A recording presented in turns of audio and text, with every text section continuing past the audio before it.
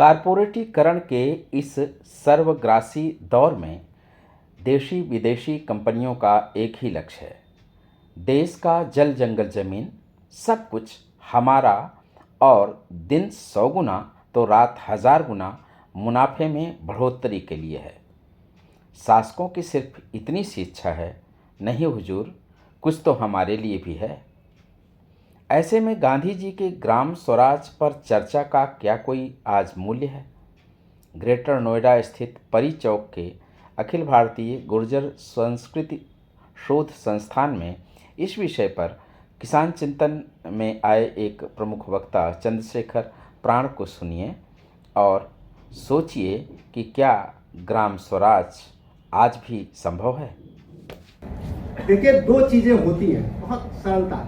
एक होता है जैसे ये माइक है, इस माइक का एक स्ट्रक्चर है, एक ढांचा है, रूप है, ठीक है, और इसका एक गुण है। गुण क्या है? इसके सामने मैं बोल रहा हूं तो इसकी आवाज आप सबको सुनाई पड़ रही है। क्लियर है ना? दो चीजें, हर चीज के दो चीजें होती हैं, एक उसका रूप होता है और एक उसकी विशेषता होती है। ग्राम स्वराज्य का भी एक रूप है और ग्राम स्वराज्य की एक विशेषता है। जो विशेषता है वही उसका मूल्य है, और इसीलिए कहा जाता है मूल्य शाश्वत होता है। जैसे ये माइक तब तक माइक कहा जाएगा जब तक कि इससे ये आवाज निकल रही है। कितना बढ़िया इसका सुंदर रूप बना दीजिए, आवाज मर जाए तो ये माइक नहीं होगा, कुछ और हो जाएगा, उठा के फेंक। इसलिए ग्राम स्वराज्य के मूल्यों को गांधी ने जो लिखा वो ग्राम स्वराज के मूल्यों पर उनका जोर था। इसलिए उन्होंने कहा कि 12 बुनियादी सिद्धांत, उसकी 12 बुनियादी फिलॉसफी होगी ना, और ये फिलॉसफी जहां हो जाएगी वहां ग्राम स्वराज्य जिंदा हो जाएगा। इस दृष्टि से पकड़िए, इस दृष्टि से मत पकड़िए उस समय का स्वरूप क्या था, उस समय का, क्योंकि जो 100 साल पहले का रूप था वो बदलेगा। गांव बदल रहा है, आप देख रहे हैं, लेकिन गांव के कुछ जीवन मूल्य थे, अगर वो जीवन मूल्य शहरों में भी, इस आबादी में भी जिंदा हो जाए, जो भाईचारा था, रिलेशनशिप थी, उस पर साधनों की बजाय हम संबंधों पर ज्यादा जोर देते थे, अगर हम यहाँ भी करने लगे इस ग्रेटर नोएडा में, तो क्या हम उसको इनकार करेंगे? नहीं, फिर गांव यहाँ भी लौट है। गांव सिर्फ झोपड़े नहीं थे, गांव एक संस्कृति थी जो सहजीवन और सह-अस्तित्व पर टिकती थी, परिवार और पड़ोस पर टिकती थी, जहां संबंधों पर सब कुछ आधारित होता था।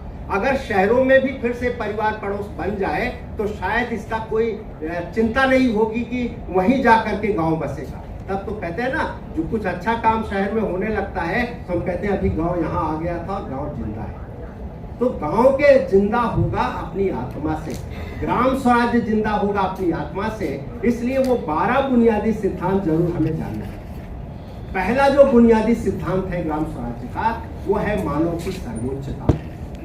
कहीं कोई ढांचा नहीं आ रहा, आप मूल्य देखिए। गांधी ने कहा पहला जो ग्राम स्वराज्य का मूल सिद्धांत होगा वो होगा मानव की सर्वोच्चता, अर्थात मानव जहां पर सर्वोच्चता इस अर्थ में कि हम ईंट और पत्थरों के विकास पर नहीं जाएंगे। अभी क्या हो रहा है, वही वर्तमान जो है, हम सारा डेवलपमेंट जो है ईंट पत्थर और लोहे का हो रहा है। गांव में पंचायतें कर रही हो या सरकारें कर रही हो, ऊपर सब कोई सड़क बना रहा है, कोई बिल्डिंग खड़ा कर रहा है, सारा डेवलपमेंट के नाम पर यही। बापू कहते थे नहीं, ईंट और पत्थर से ज्यादा महत्व है आदमी का डेवलपमेंट, एक मनुष्य का विकास। मनुष्य हमारे विकास की दृष्टि से सर्वोच्च हो, ये हमारी दृष्टि। दूसरा वो कहते थे कि ये तब होगा जब श्रम की महत्ता हो, जब श्रम को महत्व दिया जाएगा। आज किसान सबसे ज्यादा श्रम करता है लेकिन सब कुछ गायब है, तो श्रम की महत्ता दूसरा विषय था। दूसरा था समानता, सबको समान रूप से देखा जाए। तीसरा था, चौथा था ट्रस्टीशिप। सबने, आप सबको पता है ट्रस्टीशिप का मतलब है कि हम अधिक से अधिक कमाएं, कोई दिक्कत नहीं है, पैदा करें, लेकिन हमारी अपनी सीमा में जितना हम कर लेंगे, खास उपयोग कर सकते हैं, वो हमारा है, बाकी सब समाज का है और हम उसके लिए ट्रस्टी हैं।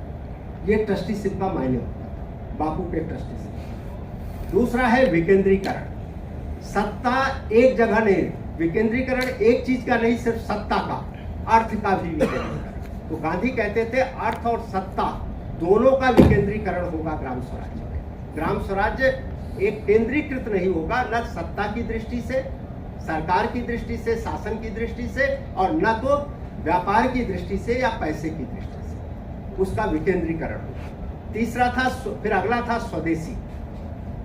ये सारी चीजें एक दूसरे से जुड़ रही हैं, अगर इसमें से एक भी निकलेगा तो दूसरा हो ही नहीं सकता। अगला था स्वदेशी, फिर था स्वावलंबन, अर्थात हमारी एक दृष्टि बने।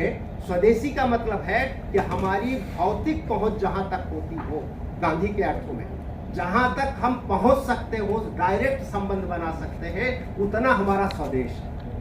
तब लोगों का स्वदेश 10 गांव होता था, आज आपका स्वदेश प्रत्यक्ष रूप से पूरा जिला हो जाता है, तो पूरा जिला आपके लिए स्वदेशी है। अगर और आपका बनता है तो आपके लिए स्वदेशी और है। तो स्वदेशी का विस्तार होता है, ऐसा नहीं कि स्वदेशी का मतलब सिर्फ आपका गांव, वो उस समय ये होता था।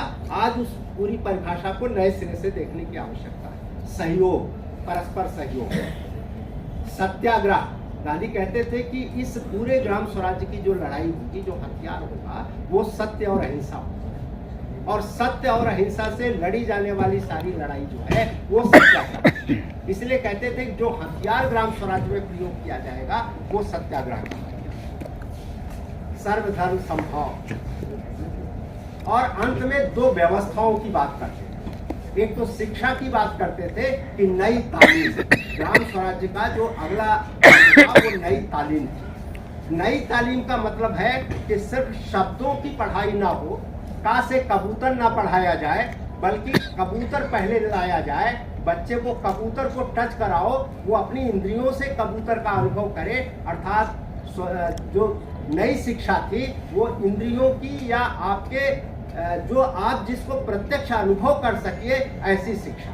इसी में वो जो तकली काटना था, जो खादी था, वो सब बुनियादी शिक्षा का आधार, अर्थात शरीर के द्वारा शिक्षा को ग्रहण करने की प्रक्रिया जो थी वो बुनियादी शिक्षा। और अंत में पंचायती राज। वो कहते थे इस पूरी व्यवस्था को लागू करने के लिए पंचायती राज की आवश्यकता है। ये 12 बुनियादी शिक्षा।